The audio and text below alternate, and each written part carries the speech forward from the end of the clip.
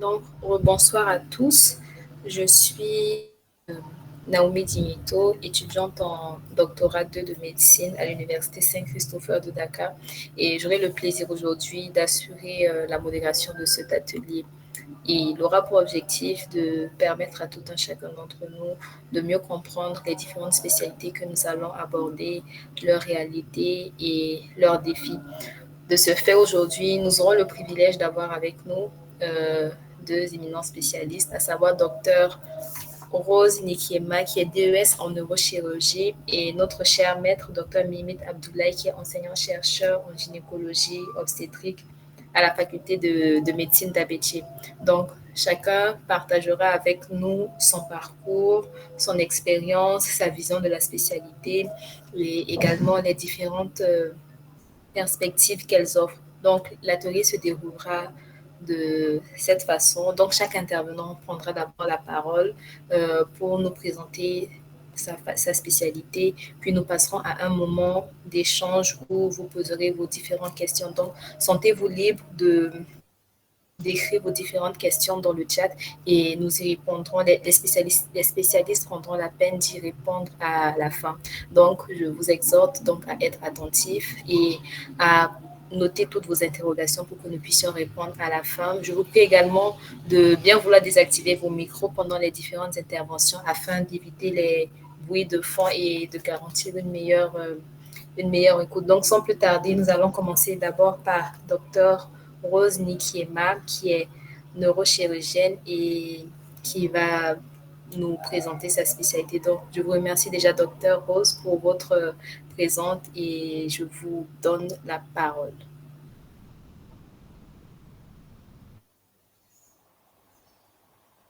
Merci beaucoup pour la parole. Bonsoir à tout le monde.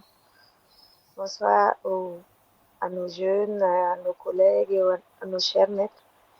Nous sommes ravis de faire partie de cette équipe ce soir et merci à vous de nous associer à cet atelier. Bon, en guise de présentation, je me nomme Dr Nikima W. Rose. Je suis 2S en neurochirurgie à l'université Joseph Kizerbo, l'hôpital, bon, spécialement dans l'hôpital Vialgado et Drago, et 2S en neurochirurgie, 4e année. Donc, nous avons le plaisir et l'honneur d'être avec vous ce soir. Donc, pour ce qui est de la neurochirurgie, bon, nous dirons que la neurochirurgie est une des spécialités. C'est une des spécialités chirurgicales qui traite essentiellement des maladies, les lésions et les anomalies du système nerveux, incluant aussi bien le cerveau, la moelle épinière, les nerfs périphériques, les enveloppes, comme le crâne aussi et la colonne vertébrale. Donc, je ne sais pas si, voilà.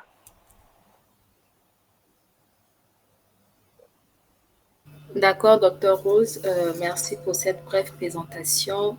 Nous aimerions savoir déjà qu'est-ce qui vous a motivé à choisir cette spécialité et combien d'années faut-il pour une formation complète, également le coût de la formation. Merci à vous pour ces questions. Qu'est-ce qui nous a motivés? Bon, personnellement, je dirais que j'ai été attirée par la neurochirurgie quand à l'université, notre éminent maître, que je salue au passage, le professeur Cabré, est passé nous dispenser le cours. Un cours que de dehors, je dirais, nous faisait très peur en fait. On avait vraiment peur de voilà, tout ce qui était neurochirurgie parce que bon, il y avait cette complexité de la chose. Mais l'amour avec lequel le professeur nous a donné le cours, je dirais qu'il a, en un seul cours, le professeur a réussi à faire tomber ce qui faisait peur en fait aux gens. Il a donné en fait une envie folle aux gens qui ont suivi attentivement le cours de découvrir davantage en fait ce que c'était que la neurochirurgie. Donc, la passion avec laquelle le professeur il délivrait ce cours donnait vraiment envie de découvrir ce qui cachait davantage. Donc, je dirais, il y a eu ça qui m'a motivée, l'amour, la curiosité et le fait que de dehors, ça soit extrêmement complexe et un si bon monsieur, il arrive à faire tomber le mythe, à faire aimer davantage. Je dirais que c'est ça qui m'a motivée et j'avais aussi la curiosité d'aller palper le cerveau, qui était un si petit organe, comme on aime le dire, et qui avait beaucoup, beaucoup de fonctions qui dirigeaient, entre guillemets, la vie, on va dire. Donc, c'est essentiellement ça. D'accord, d'accord. Donc, Et pour on ce qui aimerait est maintenant de... savoir combien d'années il faut pour la formation. La formation dure exactement combien d'années? Bon, au Burkina Faso, je parle du Burkina parce que c'est là-bas que je connais. Au Burkina Faso, ici, après le doctorat, la formation en neurochirurgie dure 5 ans. 5 ans, au bout des 5 années, euh, bon, on soutient un mémoire qui nous ouvre de façon officielle la porte de la neurochirurgie pour être un docteur en neurochirurgie. Donc, au Burkina, ici, la formation dure essentiellement 5 ans pour sortir neurochirurgien. Je dirais neurochirurgien généraliste parce que on peut poursuivre pour se spécialiser encore parce que la neurochirurgie, elle est très vaste. Donc, il y a des sous-spécialités dans cette neurochirurgie. D'accord. Alors, pour intégrer la spécialité, est-ce que ça se fait sur étude de dossier ou c'est par concours? Euh, bon, je dirais qu'ici au Burkina, on a essentiellement deux façons, oui, deux méthodes, deux portes d'entrée, je dirais. Il y a ceux de la fonction publique et là, c'est par étude de dossier.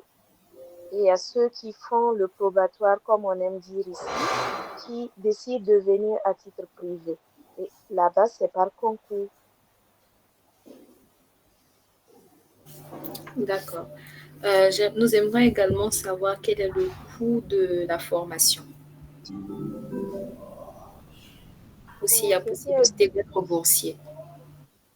oui, pour ce qui est du cours de la formation, ceux qui viennent à la formation en tant qu'agents de la fonction publique, l'État burkinabé octroie des bourses pour aider pour ces formations.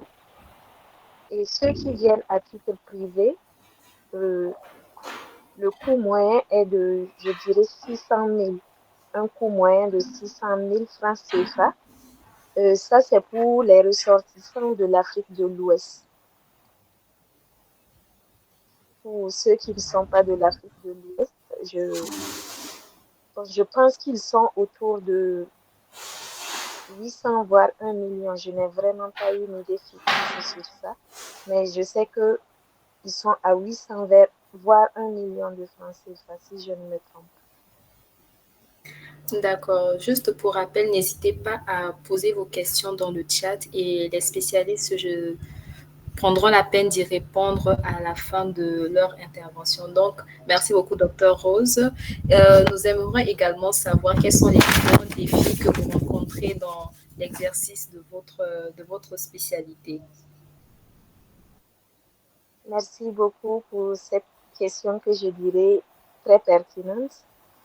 Les défis auxquels nous sommes confrontés ne sont pas les moindres en fait.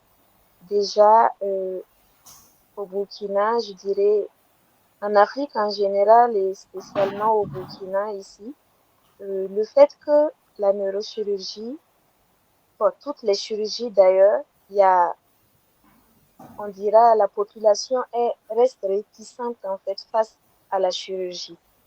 Et quand on dit on va aller ouvrir la tête, ils voient déjà une chose impossible. Donc, ça, c'est un grand défi, déjà le premier qu'on fait face.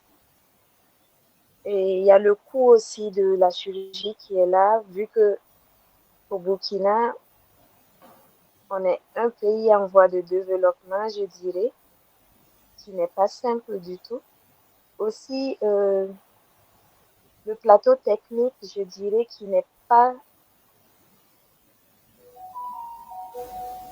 bon, qui reste à parfaire, je dirais. Le plateau technique reste à parfaire. On a vraiment des soucis du côté du plateau technique, donc il reste à être parfait. Euh, donc, il y a la réticence, il y a le côté financier, il y a le plateau technique, et essentiellement, tout ça fait que c'est vraiment déjà quelque chose. Donc, il est un peu difficile de...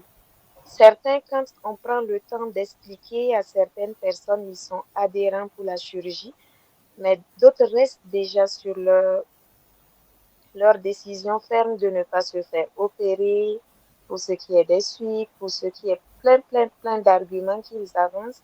Donc, on est confronté essentiellement à ça. D'accord, d'accord. Merci beaucoup, docteur Mylène. Nous aimerions également savoir quelles sont les qualités, d'après vous, qui sont indispensables pour réussir dans ce domaine, parce que nous savons que c'est vraiment très, très, très compliqué, votre spécialité.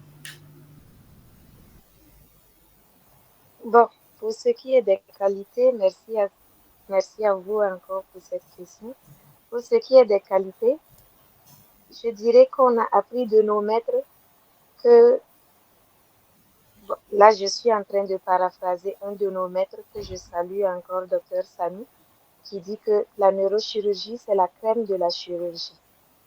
Donc pour ça, il faut être vraiment, mais vraiment très, très, très, très, très assidu. Et on ne doit pas être distrait. C'est ce qu'on dit. Il faut être très assidu pour pouvoir faire la neurochirurgie. Avoir la soif de toujours apprendre, de toujours découvrir quelque chose de nouveau et d'être, entre guillemets, on dirait têtu en fait. Et être très discipliné et surtout être résilient. Parce qu'on sait que c'est pas simple, il faut être résilient, avoir la soif du savoir, être vraiment très discipliné et surtout cultiver l'esprit d'équipe. D'accord, d'accord. Merci, docteur Rose. Nous avons une dernière question pour vous. Quel conseil donneriez-vous à un étudiant qui souhaiterait suivre votre voie? Le conseil que j'aimerais bien partager à nos jeunes qui aimeraient venir en neurochirurgie, bon, j'ai toujours dit chez nous ici, il faut d'abord aimer. Il faut d'abord aimer la neurochirurgie. En plus de l'amour, être résilient, être très discipliné, comme ce que nos maîtres ont dit. Notre cher maître, le professeur Cabré, aimait toujours dire oser, d'oser se jeter dans l'eau. Et bon, moi, je me dis toujours, ceux qui ont réussi en neurochirurgie n'ont pas deux têtes. Je veux, je peux, je dois et je vais.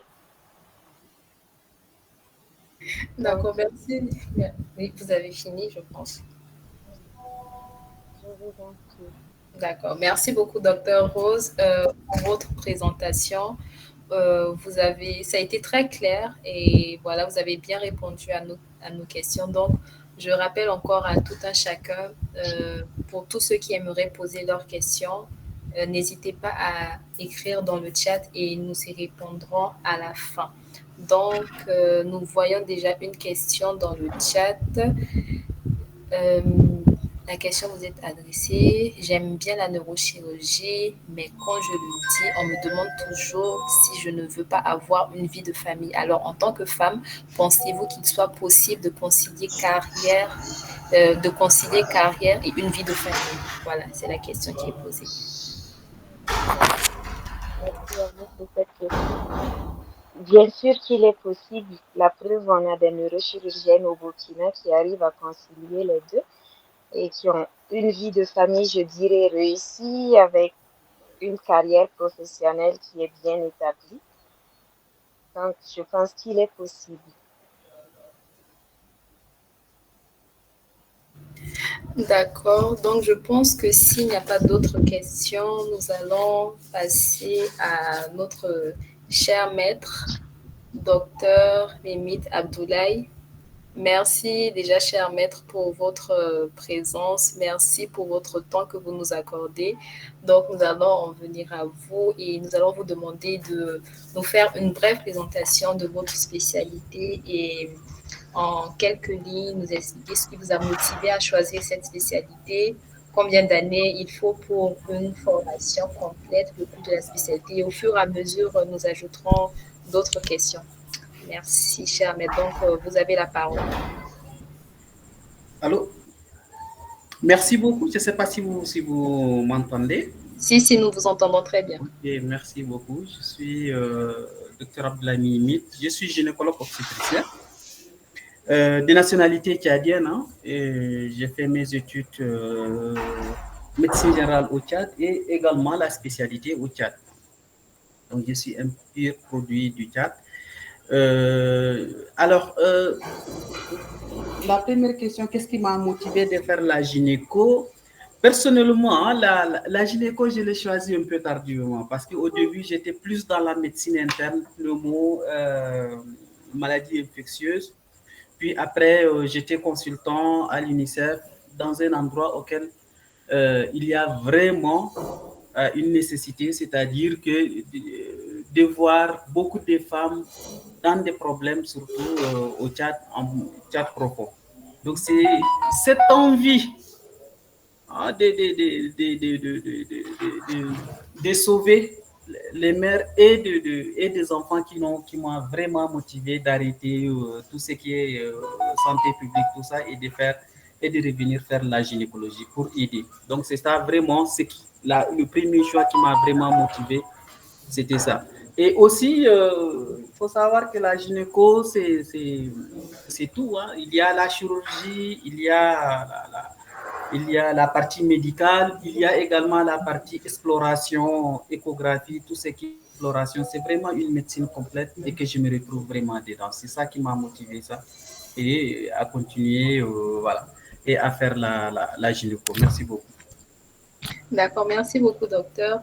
Nous aimerions également savoir combien d'années il faut pour une formation complète. Alors, je prends l'exemple du Tchad. Hein. Pour le Tchad, c'est 4 ans. Hein. C'est 4 ans après le doctorat.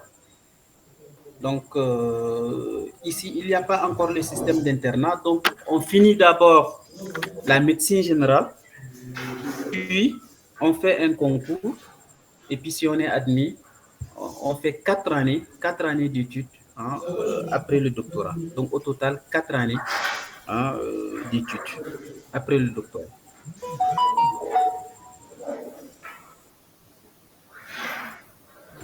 D'accord.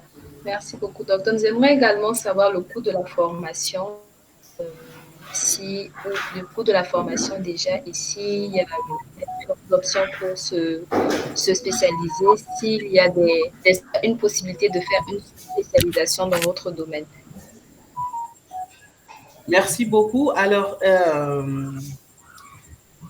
concernant la formation au Tchad, dans la plupart des cas, on fait plus ou moins des concours internes, en fait. Donc, c'est pour la spécialité, dans la plupart des cas, jusqu'à actuellement, hein, je pense, c'est l'État qui prend en charge la formation. Je vais vous rappeler également que moi, je suis de la toute première promotion auquel on a ouvert la spécialité au Tchad. Donc, c'est l'État qui avait ouvert la spécialité et c'était sur un concours et toute la prise en charge au niveau de la scolarité est pris en charge par l'État. Ça, c'est du côté du Tchad. Et effectivement, en troisième année, d'habitude, on part faire dans d'autres pays avant de revenir continuer la quatrième année. Ça continue jusqu'à actuellement.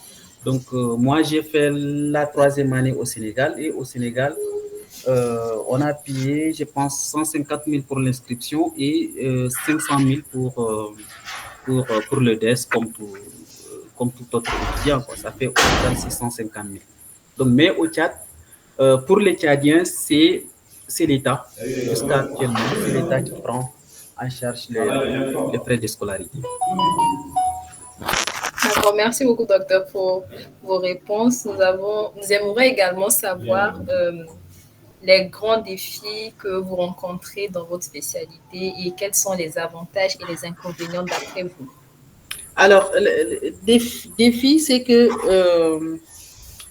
la gynécologie et surtout la partie obstétrique, c'est les gardes en fait. C'est vraiment durant toute la formation, euh, on va dire, vous n'avez pas une vie de famille puisque vous passez au moins une journée sur trois à passer la nuit à l'hôpital. Donc vous êtes matin au soir, la nuit également à l'hôpital. Et comme vous savez, les urgences en obstétrique, c'est beaucoup plus la nuit. Donc c'est vraiment du travail la nuit euh, que je peux dire, voilà, qui est du côté un peu difficile pour certains hein, de concilier avec une vie de famille normale. Donc, pas de sommeil normal, vous êtes toujours sur le stress hein, de la pathologie et également la gynécologie, c'est aussi le stress des accompagnants, des familles qui attendent toujours que vous leur dites des informations et tout ça. Hein. Donc voilà, ça, ce sont comment je vais dire, ce sont les défis hein, à relever, que ce soit lors de la formation et également que ce soit sur le plan pratique, puisque là, je pratique depuis des années.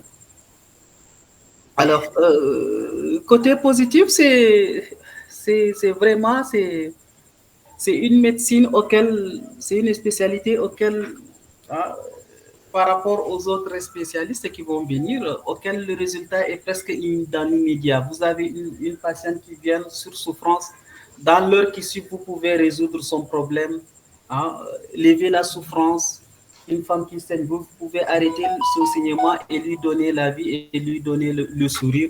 Et surtout, également, en obstétrique, c'est surtout le plaisir de donner la vie, hein, le sourire à la famille et qui c'est vraiment gratifiant. D'accord, je pense que malgré le caractère prenant de votre spécialité, beaucoup ne seront pas découragés parce que c'est une spécialité qui intéresse un grand nombre de personnes. Alors, j'aimerais vous demander, d'après vous, quel conseil vous donneriez à un jeune qui aimerait vous suivre?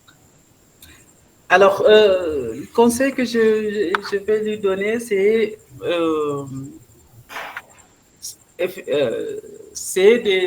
d'aimer hein, ce qu'il fait. Parce que si il n'aime pas l'objectif, ce qu'il fait, vraiment, avec les gardes et avec le stress, c'est décourageant.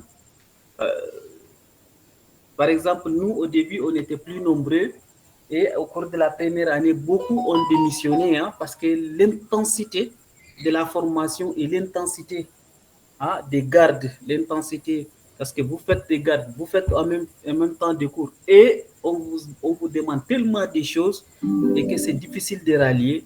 Et si vous n'aimez pas cette spécialité, vous pouvez craquer. Donc, il faut de la patience et surtout aimer ce que vous allez faire et poser l'objectif de bien finir.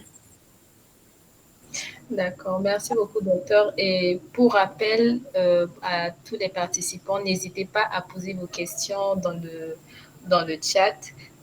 Merci beaucoup, docteur Abdoulaye, pour pour votre intervention. Elle nous a été très lucrative. Donc, maintenant, je pense que j'ai une dernière question pour vous. Si vous pourrez dire en résumé, ce qu'il faut savoir avant de s'engager. Alors, ce qu'il faut savoir avant de s'engager, euh, c'est un travail qui est prenant et surtout la nuit. Pour ceux qui, il y a également des gens qui ne veulent pas vraiment travailler, qui veulent faire des travails plus normal, c'est-à-dire aller de lundi à vendredi, de 8 heures à 16 heures. Donc vraiment là, pour la gynéco, c'est pas possible. Donc c'est une spécialité qui demande vraiment du temps, surtout des gardes, beaucoup de gardes la nuit. Hein, là, il faut intégrer ça. Si vous ne pouvez pas faire, c'est vraiment pas la peine d'y aller. Vous pouvez même parfois, en absence de vos confrères, vous pouvez enchaîner 7, 8 nuits de garde, c'est possible. Hein. Donc, ça, il faut intégrer ça avant d'y aller. Si vous désirez une spécialité plus calme, ça, c'est pas vraiment, c'est de choisir une autre spécialité. Donc, autre chose qu'il faut également savoir avant, avant d'engager, c'est que la gynéco fait, comment je veux dire quoi, il y a beaucoup de la chirurgie. Beaucoup ont pensé que la gynéco, c'est beaucoup plus médical, mais vraiment, si vous n'aimez pas le bloc, le son, tout ce qui va avec le protocole du bloc opératoire, là également, il ne faut pas aller, puisque, surtout en Afrique ici, la gynécologie, elle est médico-chirurgicale, mais la partie chirurgicale est beaucoup plus prépondérante par rapport à la partie médicale, et surtout durant toute la formation, c'est beaucoup plus l'aspect chirurgical qui est au premier plan. Donc, c'est vraiment une spécialité médico-chirurgicale, mais beaucoup plus à prédominance chirurgicale. Merci. D'accord. Merci beaucoup, docteur, pour votre intervention. Nous avons retenu que la gynécologie, il faut être prêt pour s'engager déjà. Il faut avoir un mental d'acier. Et voilà, peut-être parfois oublier la vie de famille. Ça sera un peu compliqué, mais en tout cas, Inch'Allah, là où nous irons. Alors, c'est compliqué, mais on peut rallier la vie familiale. Hein. Il faut savoir également, avant d'y s'engager, il faut vraiment, avec le partenaire, de lui dire clairement là où vous allez et de vous comprendre, puisque vous pouvez faire 2 nuits de garde et là, avec la vie de famille, si vous ne trouvez, si le partenaire n'est pas bien compréhensible, c'est très difficile ça également. Bon, c'est pas évident. Merci beaucoup, docteur, pour votre intervention. Je pense que nous retournerons la même question à docteur Rose, à savoir, en résumé, qu'est-ce qu'il faut savoir avant de s'engager dans la spécialité?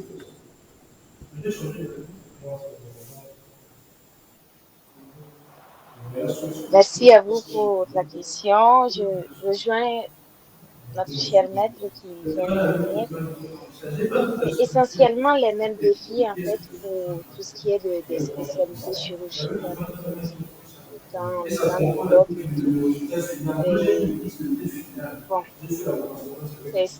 tout comme ce qu'il vient de dire, il faut juste aimer. Je pense que moi, personnellement, je ne sais pas, mais je pense que déjà, aimer ce qu'on fait, on est à plus de 60% en fait de réussite. Parce que tant qu'on aime ce qu'on fait, on trouve toujours des moyens. Et tout devient pas simple, mais il sera difficile de décourager quelqu'un en fait qui aime ce qu'il fait déjà.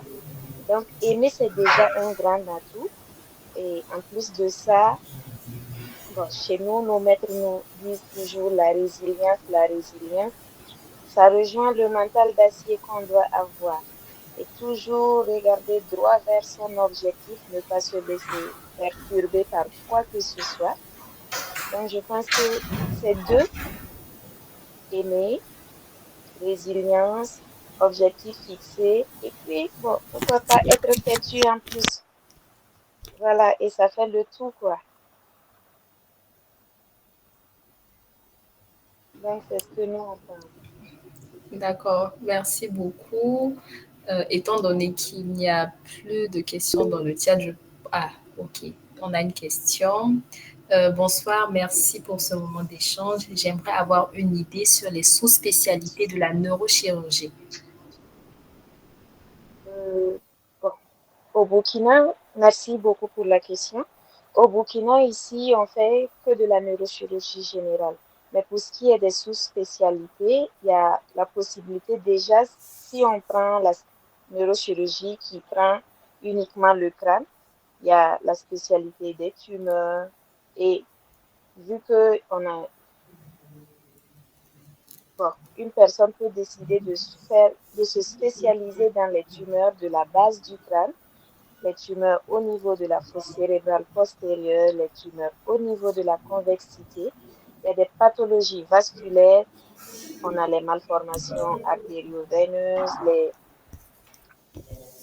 en plus des malformations, il y a des pathologies vasculaires en fait, en gros, qui recouvrent les anévrismes et les malformations. Il y a la pathologie tumorale et il y a la pathologie traumatique. Donc, il y a les traumatismes qui sont là, il y a les tumeurs et puis il y a... Donc, tout ça fait partie des sous-spécialités. Ça, c'est uniquement au niveau du crâne. D'autres peuvent se spécialiser uniquement au niveau de la colonne vertébrale. Donc, il y a ça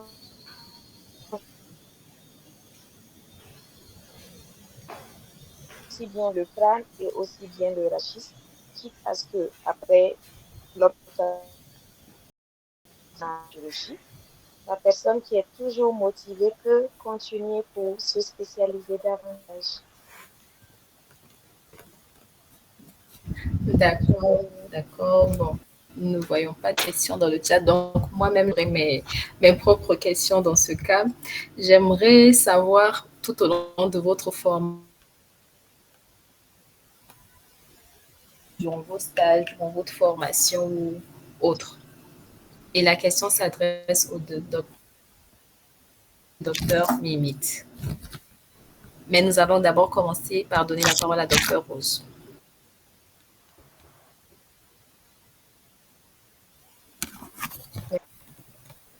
Bon, je dirais que je n'ai pas d'expérience vu que je ne suis qu'un embryon. Mais disons que j'ai été touchée quand un jeune homme est arrivé aux urgences avec mon aîné en son temps. Un Glasgow, à la limite, je dirais un Glasgow 3. Le score de Glasgow, c'est l'état d'éveil, tout ce qui va en fait pour évaluer euh, le score qu'on utilise en fait pour évaluer, puisque une personne normale a un score de Glasgow à 15. Quelle est la réponse motrice? Donc, ce dernier est arrivé à la limite avec un Glasgow 3, donc pas de motrice aussi, il n'y en avait pas. Et au niveau des réflexes du tronc, il y avait le réflexe olympique. On avait découvert que l'aîné qui était là en son temps avait découvert que le jeune homme avait un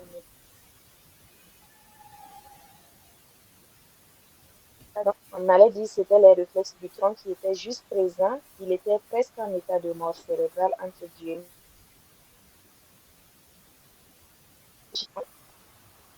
Il a réussi à redonner la vie à ce dernier.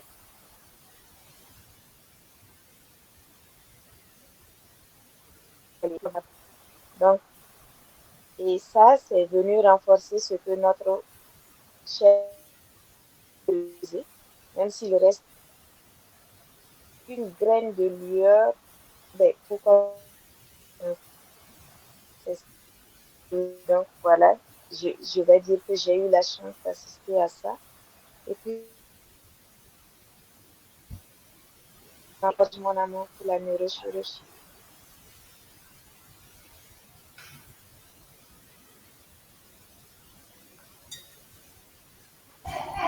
Voilà, on retient que vous réussissez à faire des miracles dans votre spécialité.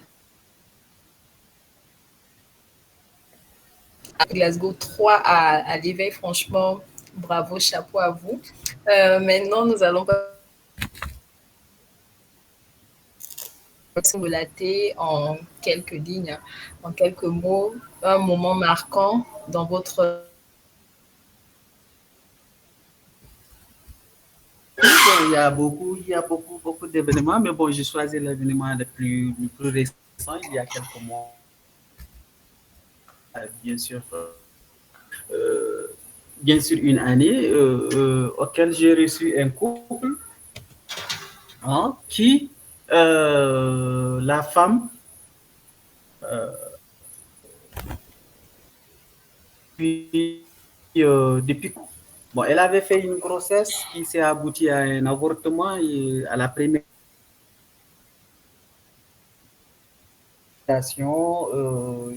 elle trouvait un enfant, mais bon, voilà quoi.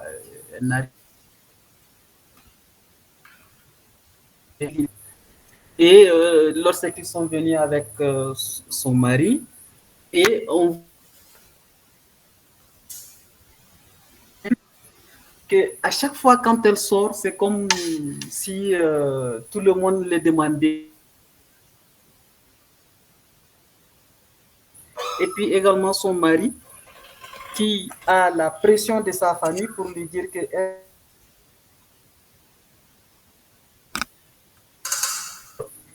hein, pour avoir d'enfants, celle-là, elle ne fait que manger et puis voilà.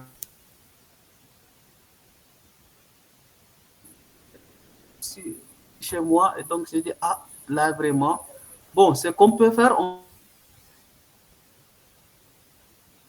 elle avait un petit mion, mais c'est intracavitaire en fait. C'est un mion intracavitaire. Et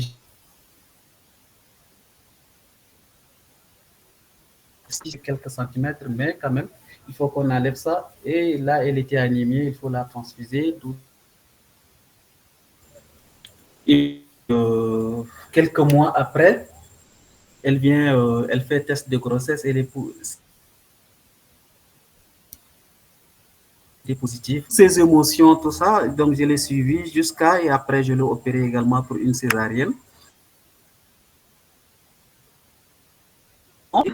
Pour les autres, vous voyez que lorsque je les ai reçus, c'est vraiment un couple qui est sur le point de se de ça, et vous voyez que la gynéco, ça c'est l'autre partie de la gynéco auquel on une très bonne relation hein, récemment également. Donc voilà, ça c'est voilà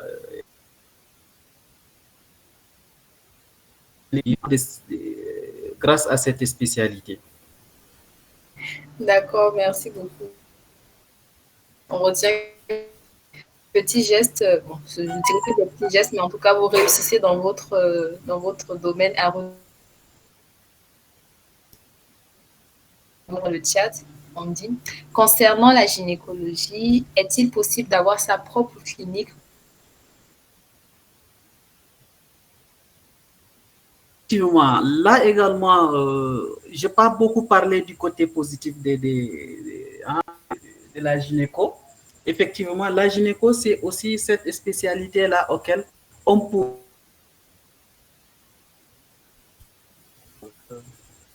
en ouvrant son cabinet et sa clinique avec pas trop de grands moyens, ne serait-ce que commencer par, par des consultations, par des échographies, ainsi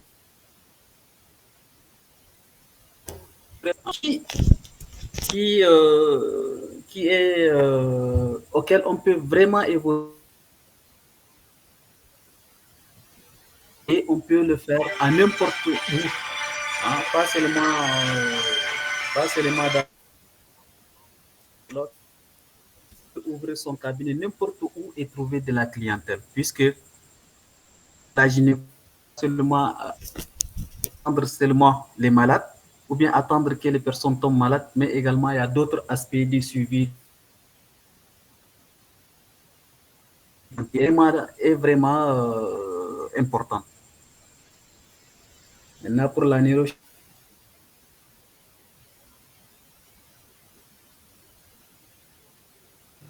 D'accord, merci beaucoup, docteur Mimite. Nous allons retourner la question. Oui,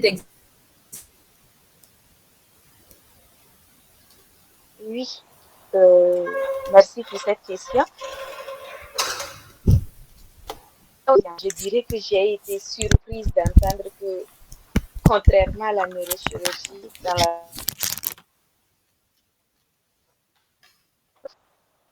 je ne pense pas il y a une contrainte en fait. Pour ça, il y a la chirurgie. Et c'est aussi une spécialité, la chirurgie en fait. Donc, il y a la possibilité d'exercer en libéral. Il n'y a pas de contrainte par rapport à cela.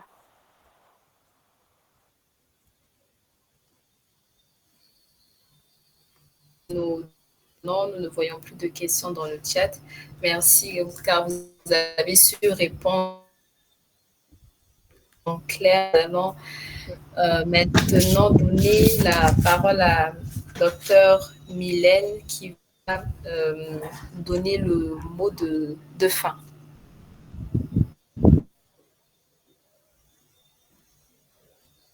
Bonjour à tous.